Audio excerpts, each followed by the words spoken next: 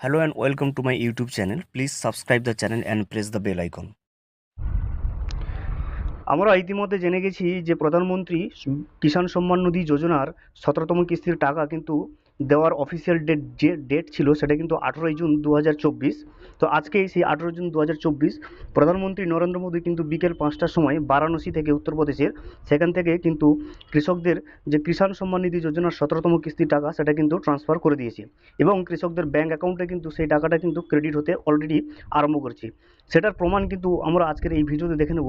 তো ভিডিওটি শুরু করার আগে ছোট্ট একটা অনুরোধ, যদি চ্যানেল নতুন হয়ে থাকেন অবশ্যই চ্যানেলটা সাবস্ক্রাইব করবেন এবং নোটিফিকেশানটা কিন্তু অল করে রাখবেন।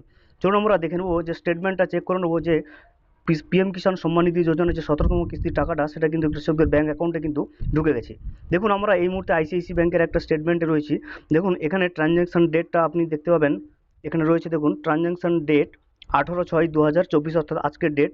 এখানে ট্রানজ্যাকশান রিমার্কসটা দেখুন এপিবিএস পিএম কিষাণ বেনিফিশিয়ারি ইনস্টলমেন্ট 10 এবং এর পরেই কিন্তু আপনি দেখতে পাবেন এখানে ডিপোজিটের ঘরে দেখুন 2000 টাকা কিন্তু ডিপোজিট হয়ে গেছে।